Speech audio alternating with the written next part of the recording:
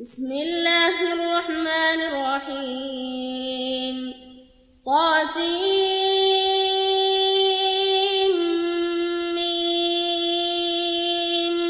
تلك آيات الكتاب المبين نتلو عليك من نبأ موسى وفرعون بالحق لقوم يؤمنون إن فرعون علا في الأرض وجعل أهلها شيعا يستضعف طائفة منهم يذبح أبناءهم ويستحيي نساءهم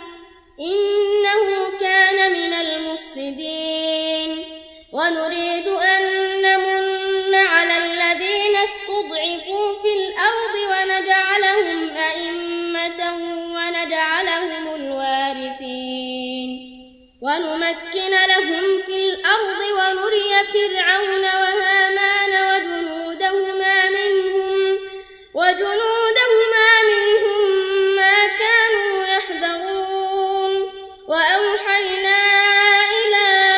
أم موسى أن أرضعيه فإذا خفت عليه فألقيه في اليم ولا تخافي ولا تحزني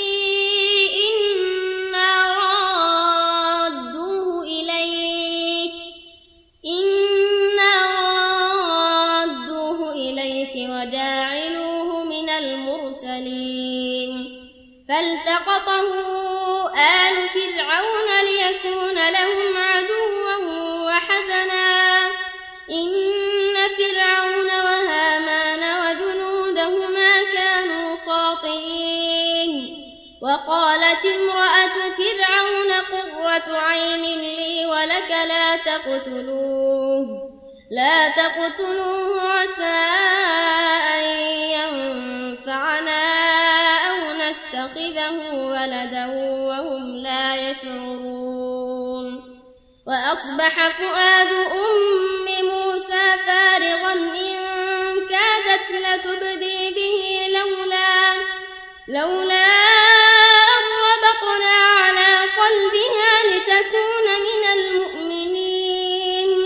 وقالت لأخته قصيه فبصرت به عن جنب وهم لا يشعرون وحرمنا عليه المراضع من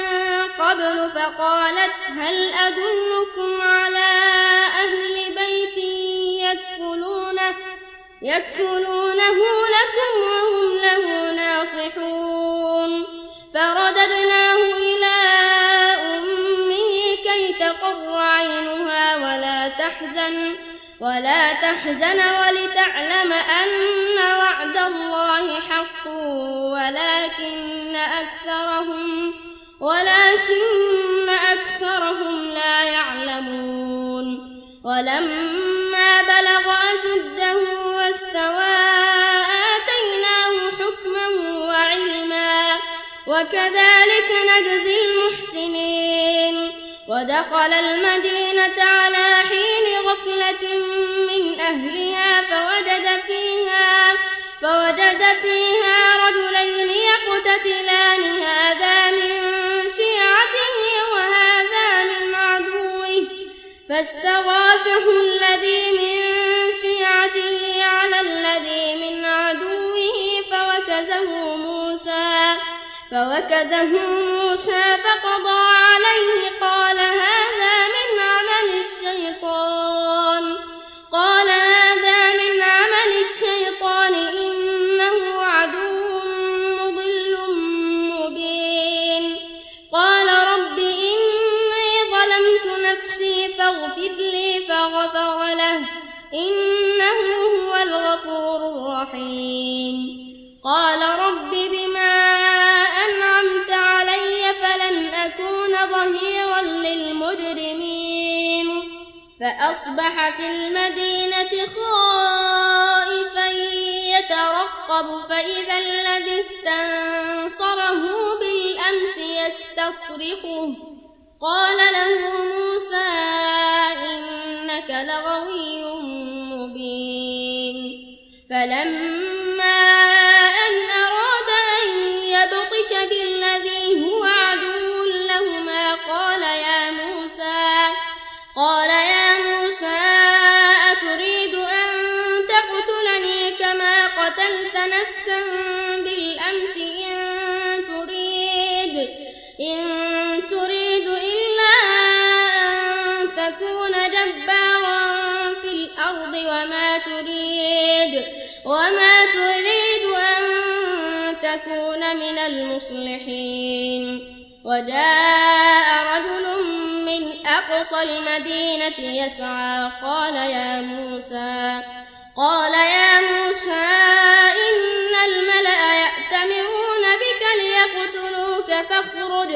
فاخرج إني لك من الناصحين فخرج منها خائفا يترقب قال رب نجني من القوم الظالمين ولما توجه تلقاء مدين قال عسى ربي أن يهديني سواء السبيل ولما ورد ماء مدين وجد عليه أمة من الناس يسقون ووجد من دونهم امرأتين تذودان قال ما خطبكما قالتا لا نسقي حتى يصدر الرعاء وأبونا شيخ كبير فسقى لهما ثم تولى إلى الظل فقال رب إني لما أنزلت إلي من خير فقير فجاءته إحداهما تمشي على استحياء قالت إن أبي يدعوك ليجزيك أجر ما سقيت لنا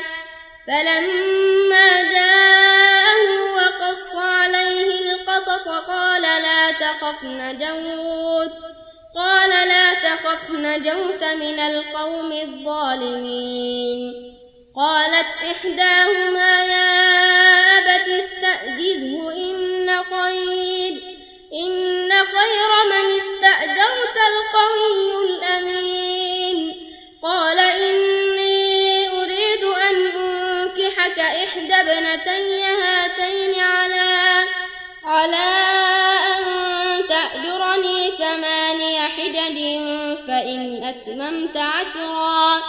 فإن أتممت عشرا فمن عندك وما أريد أن أشق عليك ستجدني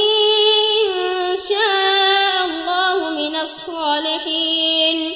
قال ذلك بيني وبينك أيما الأجلين قضيت فلا عدوان علي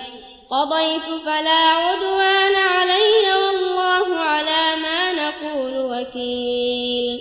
فلما قضى موسى الأجل وسار بأهله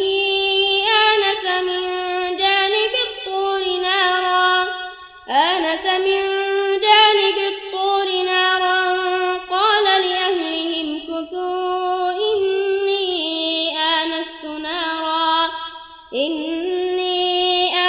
نارا لعلي آتيكم منها بخبر أو جذوة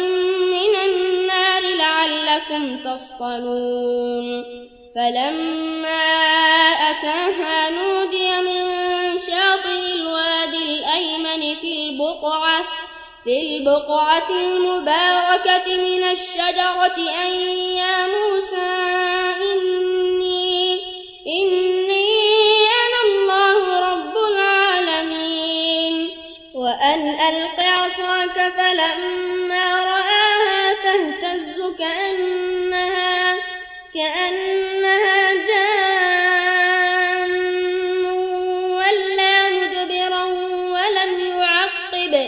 يا موسى أقبل ولا تخف إنك من الآمنين اسلك يدك في جيبك تخرج بيضاء من غير سوء واضمم إليك جناحك من الرهب فذلك برهانان من ربك إلى فرعون وملئه إنهم كانوا قوما فاسقين قال رب إني قتلت منهم نفسا فأخاف أن يقتلون وأخي هارون هو أفصح مني لسانا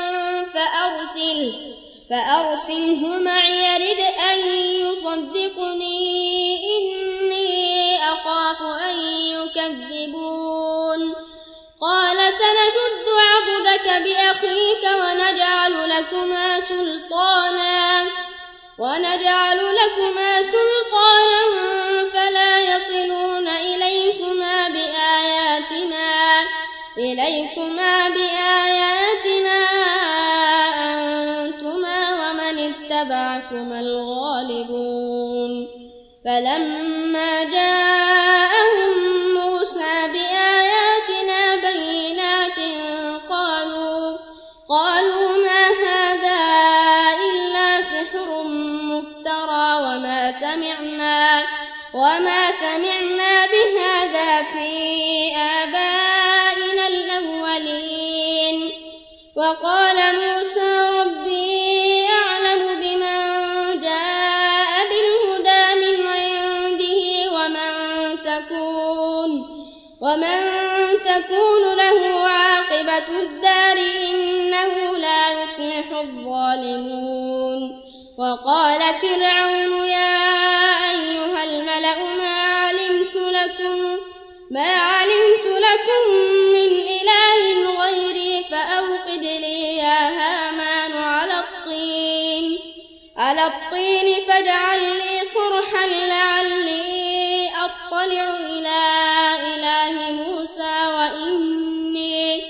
وإني لأظنه من الكاذبين واستكبر هو وجنوده في الأرض بغير الحق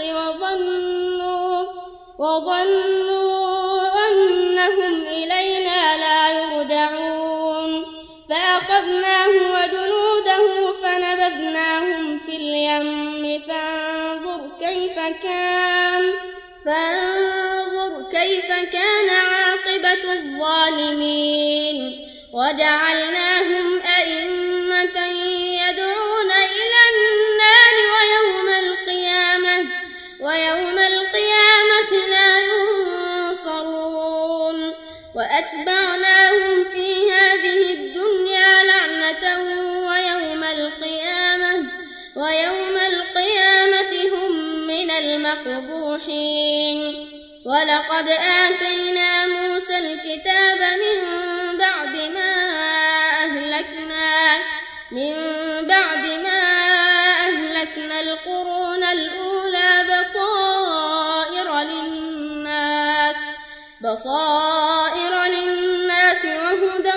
ورحمة لعلهم يتذكرون وما كنت بجانب الغربي إذ قضينا إلى موسى الأمر وما كنت من الشاهدين ولكننا أنشأنا قرونا فتطاول عليهم العمر وما كنت ثاويا في أهل مدين تتلو عليهم آياتنا ولكننا كنا مرسلين وما كنت بجانب الطور إذ نادينا ولكن رحمة من ربك لتنذر قوما ما أتاهم من نذير من قبلك لعلهم يتذكرون ولولا أن تصيبهم مصيبة بما قدمت أيديهم فيقولوا ربنا لولا أرسلت إلينا فنتبع آياتك ونكون من المؤمنين. فلما جاءهم الحق من عندنا قالوا لولا أوتي مثل ما أوتي موسى أولم يكفروا بما أوتي موسى من قبل قالوا سحران تظاهرا وقالوا إنا بكل كافرون. قل فأتوا بكتاب من عند الله هو أهدى منهما أتبعه إن كنتم صادقين. فإن لم يستجيبوا لك فاعلم أنما يتبعون أهواءهم ومن أضل ممن اتبع هواه بغير هدى من الله إن الله لا يهدي القوم الظالمين. ولقد وصلنا لهم القول لعلهم يتذكرون. الذين آتيناهم الكتاب من قبله هم به يؤمنون.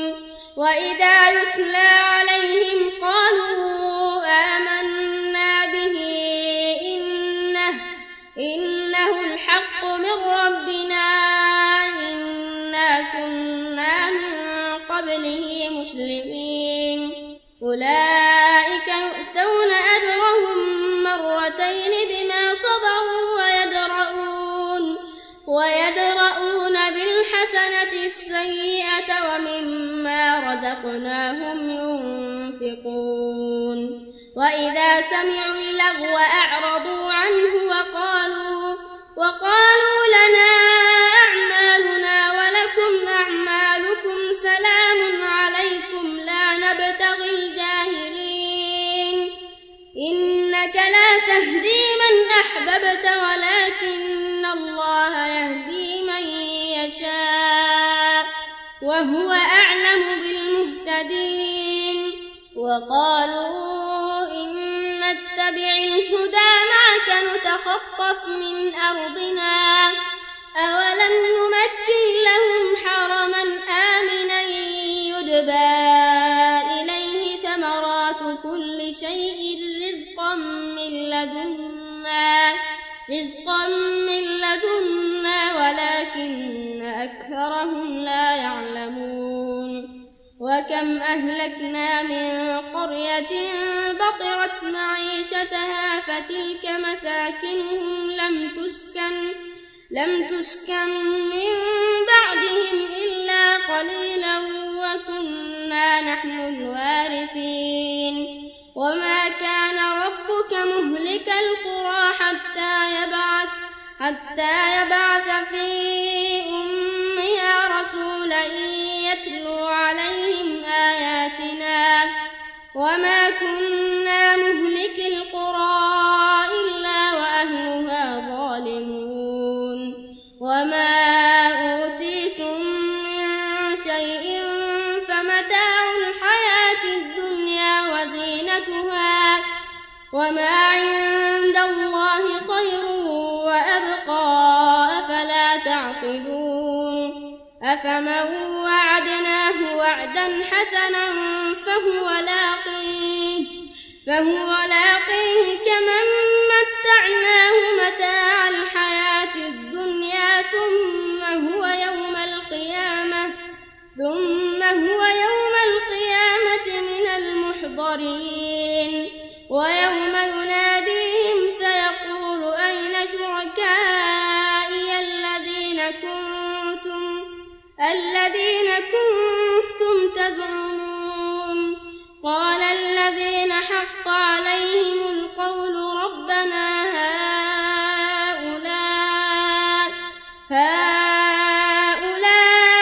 الذين أغويناهم كما غوينا تبرأنا إليك ما كانوا إيانا يعبدون. وقيل ادعوا شركاءكم فدعوهم فلم يستجيبوا لهم ورأوا العذاب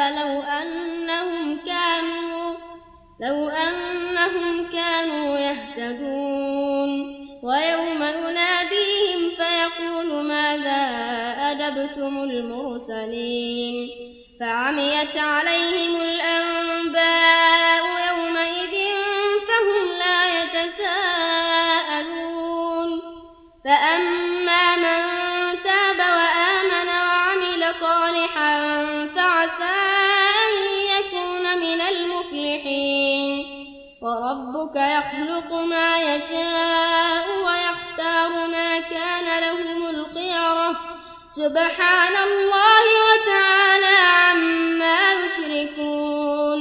وربك يعلم ما تكن صدورهم وما يعلنون وهو الله لا إله إلا هو له الحمد في الأولى والآخرة وله الحكم وإليه ترجعون قل أرأيتم إن جعل الله عليكم الليل سرمدا إلى يوم القيامة من إله غير الله يأتيكم بضياء أفلا تسمعون قل أرأيتم إن جعل الله عليكم النهار سرمدا إلى يوم القيامة من إله غير الله يأتيكم بليل تسكنون فيه أفلا تبصرون ومن رحمته جعل لكم الليل والنهار لتسكنوا فيه ولتبتغوا من فضله ولعلكم تشكرون ويوم يناديهم فيقول أين شركائي الذين كنتم تزعمون ونزعنا من كل أمة شهيدا فقلنا هاتوا برهانكم فعلموا أن الحق لله وضل عنهم ما كانوا يفترون إن قارون كان من قوم موسى فبغى عليهم وآتيناه من الكنوز ما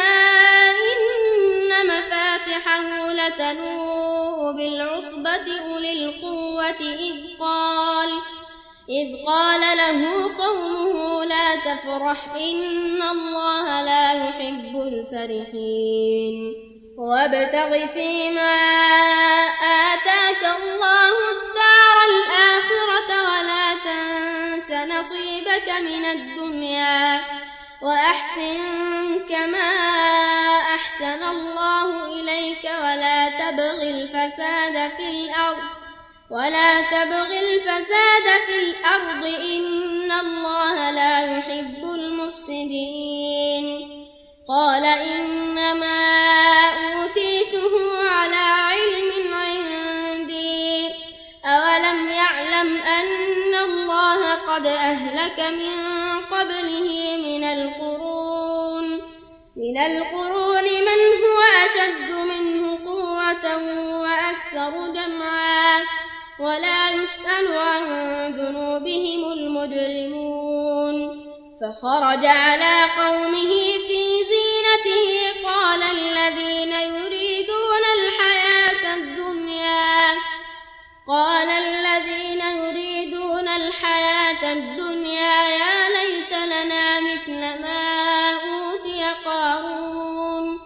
يا ليت لنا مثل ما أوتي قارون إنه لذو حظ عظيم وقال الذين أوتوا العلم ويلكم ثواب الله خير لمن آمن وعمل صالحا ولا يلقاها إلا الصابرون فخسفنا به وبداره الأرض فما كان له من فئة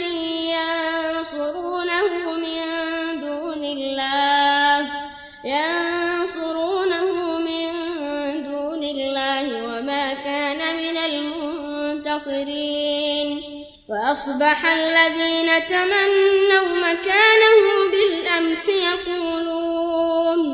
يقولون ويكأن الله يبسط الرزق لمن يشاء من عباده ويقدر لولا أمن الله علينا لخسف بنا ويكأنه لا يفلح الكافرون تلك الدار الآخرة نجعلها للذين لا يريدون علوا في الأرض ولا فسادا والعاقبة للمتقين من جاء بالحسنة فله خير منها ومن جاء بالسيئة فلا يجزى الذين عملوا السيئات إلا ما كانوا يعملون إن الذي فرض عليك القرآن لرادك إلى معاد قل ربي أعلم من جاء بالهدى ومن هو في ضلال مبين وما كنت ترجو أن يلقى إليك الكتاب إلا رحمة من ربك